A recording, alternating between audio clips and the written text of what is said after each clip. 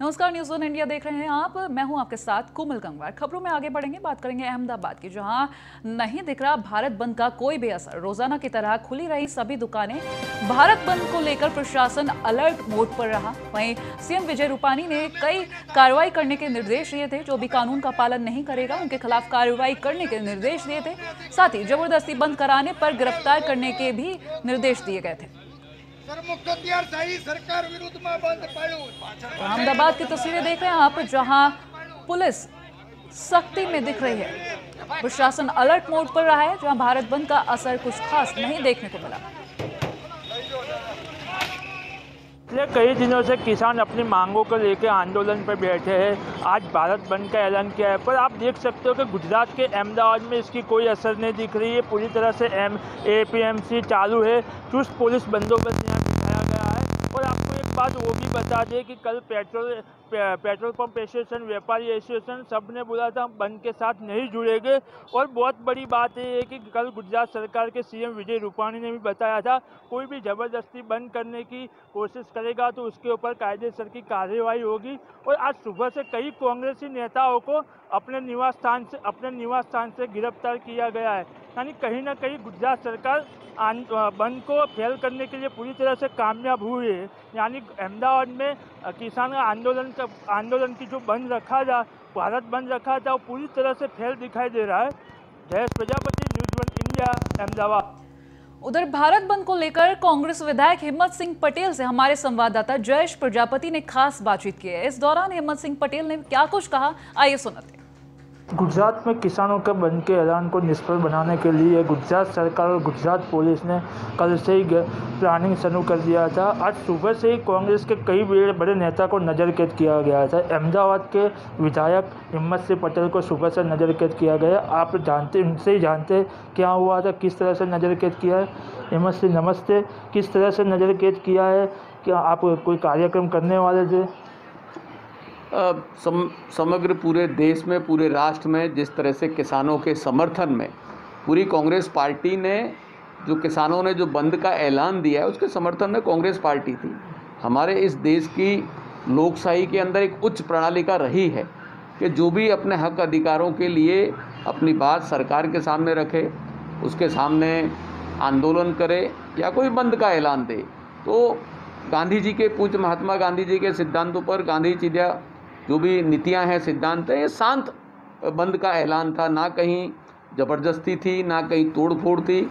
और ये शांत समर्थन के अंदर एक किसानों का जो आक्रोश है, उस आक्रोश की जो किसानों की बात है वो सरकार तक पहुँचे, तो ये उसके समर्थन में था। तो भारतीय जनता पार्टी में जो उनके शासनकर्ता हैं, जिस तरह से कल रात से ही पुलिस ने लोगों को अरेस्ट करना शुरू कर दिया।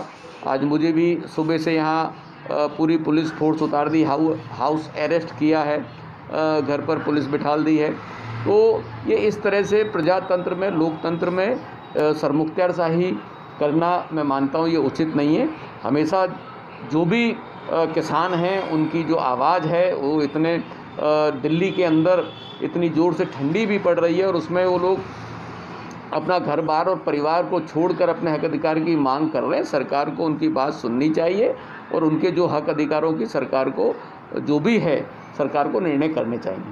सर, कहीं ना कहीं भाजपा सरकार ने, विजय रूपानी जी ने कहा है कि किसानों को कांग्रेस उकसा रही है। गुजरात के किसानों को कोई दिक्कत नहीं है, पर कांग्रेस उसको उकसा रही है। क्या बोलोगे इसके बारे में? देखिए, ये सब राजनीतिक बातें हैं। इस देश में किसानों के जो आंदोलन चल रहे हैं, ये आंदोलन किसान आंदोलन है।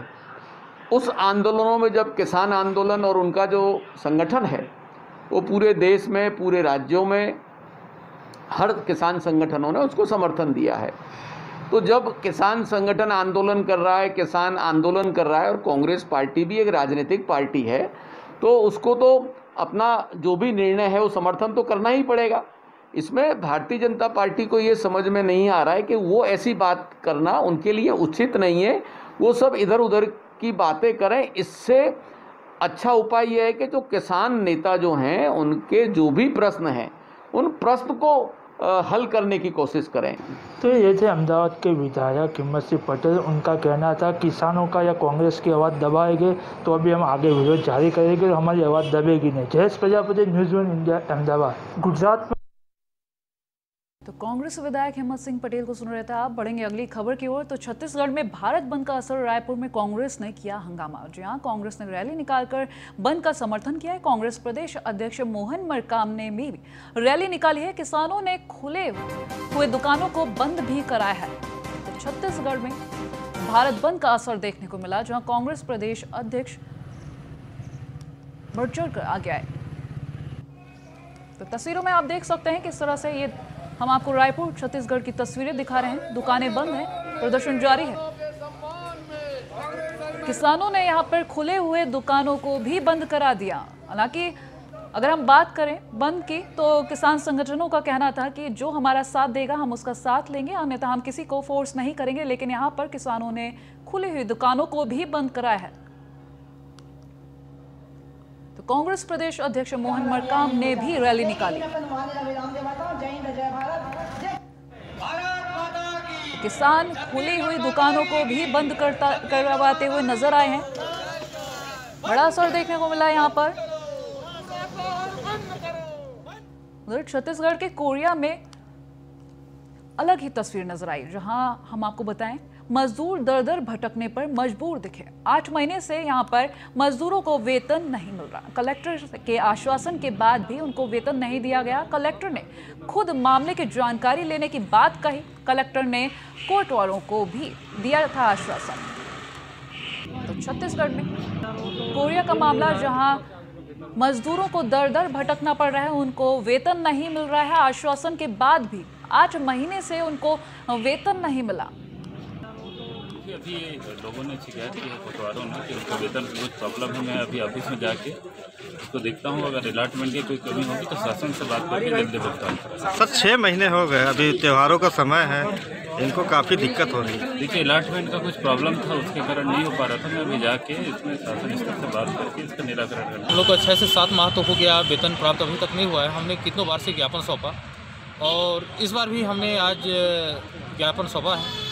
और इस ज्ञापन के साथ अगर हमें मानदेय प्राप्त नहीं होती है तो हम कोरिया जिला के कलेक्टर के यहाँ जाके घेराव करेंगे 15/12/2020 को। हम लोग को अच्छा। और अगली खबर महाराष्ट्र, जहां पर भारत बंद का असर मलकापुर रेलवे स्टेशन पर देखा गया। रेलवे स्टेशन पर ट्रेन को रोका गया। चेन्नई अहमदाबाद नवजीवन एक्सप्रेस को भी रोका। स्वाभिमानी शेतकरी संगठन के कार्यकर्ताओं ने रोका। संगठन के कई कार्यकर्ताओं को पुलिस ने हिरासत में भी लिया इस दौरान। तो तस्वीरें आप देख रहे हैं किस तरह से पुलिस और प्रदर्शनकारी आपस में लगे हुए हैं। स्वाभिमानी शेतकारी संगठन के कार्यकर्ताओं ने ट्रेन को रोका। बता दें महाराष्ट्र में जो भारत बंद का असर देखने को मिला, कुछ ज्यादा देखने को मिला। मलकापुर रेलवे स्टेशन पर ट्रेन को रोका गया। चेन्नई अहमदाबाद नवजीवन एक्सप्रेस को रोका था यहाँ पर, जो कि स्वाभिमानी शेतकारी संगठन के कार्यकर्ताओं की तरफ से रोकी गई थी। साथ ही संगठन के कई कार्यकर्ताओं को इस दौरान पुलिस ने हिरासत में भी लिया है। तस्वीरों में देख सकते हैं आप किस तरह से प्रदर्शनकारी सामने आ रहे हैं। ये तस्वीरें हम आपको दिखा रहे हैं आपकी स्क्रीन पर। तो स्वाभिमानी शेतकारी संगठन के कार्यकर्ताओं को हिरासत में भी लिया गया है, जिन्होंने ट्रेन को रोका था। चेन्नई अहमदाबाद नवजीवन एक्सप्रेस को यहां पर रोका गया था। मलकापुर रेलवे स्टेशन पर इस ट्रेन को रोका गया था। आज 11 से 3, जी हाँ, सुबह 11 बजे से दोपहर 3 बजे तक भारत बंद था, जिसका असर कई जगह पर ज्यादा देखने को मिला है। ये तस्वीरें हम आपको मुंबई के दिखा रहे हैं, जहां प्रदर्शनकारी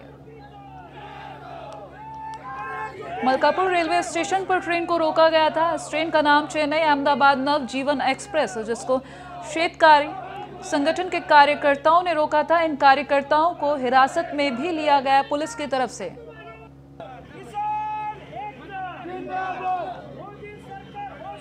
हालांकि निर्देश थे कि किसी भी तरीके के कानून का उल्लंघन नहीं किया जाएगा, लेकिन इसके बावजूद भी जब उल्लंघन देखा गया तो पुलिस ने इन कार्यकर्ताओं को हिरासत में लिया है। मलकापुर रेलवे स्टेशन पर ट्रेन को रोका गया था। चेन्नई अहमदाबाद नवजीवन एक्सप्रेस ट्रेन। महाराष्ट्र में भारत बंद का असर देखने को मिला।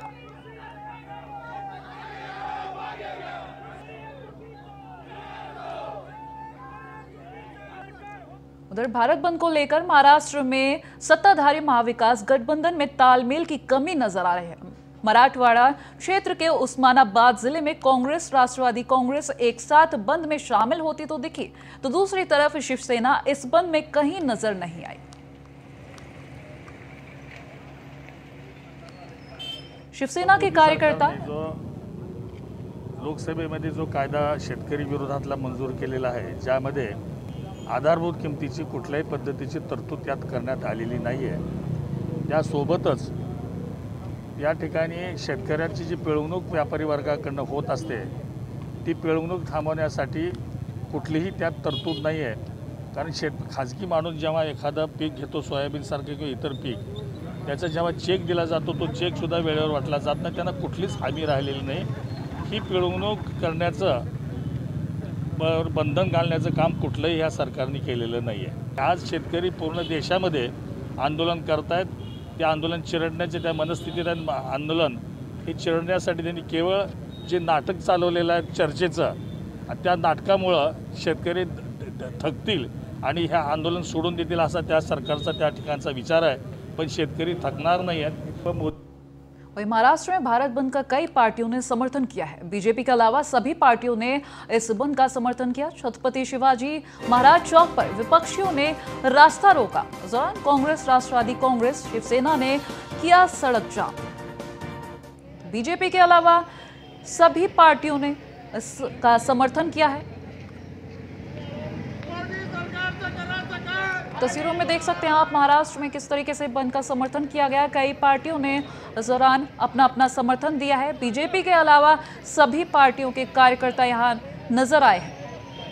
तो आज भारत बंद है, उसमें हम शेगांव वासी शेतकरी किसानों के लिए जो पक्ष हित में काम करने वाले लोग हैं, कांग्रेस राष्ट्रवादी कांग्रेस, वंचित बहुजन आघाड़ी, प्रहार, शिवसेना, ये सभी मिलके गांव में चक्का जाम किया है और आज शेगांव बंद का ऐलान करके उसमें हम आज का विरोध पढ़ेंगे। अगली खबर की तरफ तो मध्य प्रदेश के मंदसौर में नहीं दिखा भारत बंद का कोई भी असर।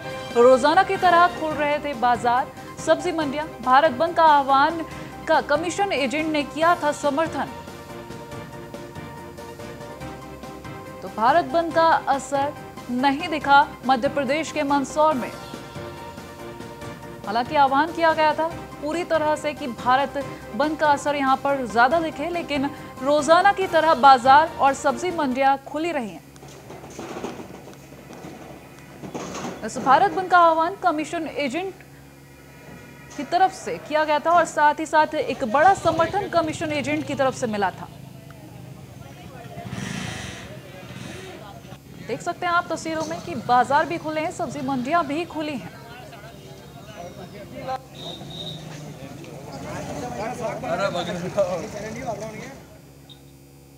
उधर रसोई गैस के दामों में 50 की वृद्धि को लेकर लोगों में नाराजगी देखने को मिल रही है। दिल्ली में 594 रुपए में मिलने वाला गैस सिलेंडर 644 रुपए में अब खरीदना पड़ेगा। सीधा सीधा ये कहें कि रसोई गैस के दामों में 50 की वृद्धि हो गई है।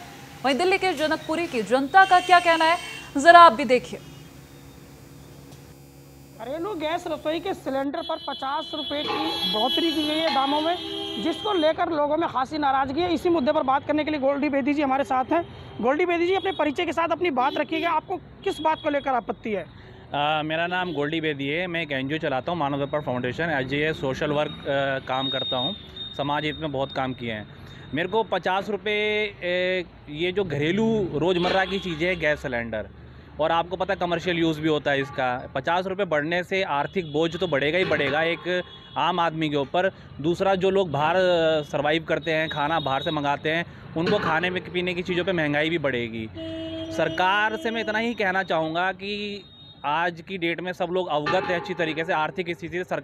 सरकार भी गुजर कर रही है, आर्थिक स्थिति से भाई वो भी जूझ रही है, लेकिन एक आम आदमी के बारे में भी सरकार को सोचना चाहिए। ये उनकी जिम्मेदारी है कि आम आदमी पे इसका क्या असर होगा। सरकार तो बड़े लेवल पे है, वो अपने आप को संभाल सकती है। और कुछ सोशल मीडिया और गूगल न्यूज़ के माध्यम से कुछ ये भी सुनने में आया है कि 2 रुपये 65 पैसे पेट्रोल पे और 3 रुपये 40 पैसे डीजल पे बढ़ाए जाने की भी संभावना है।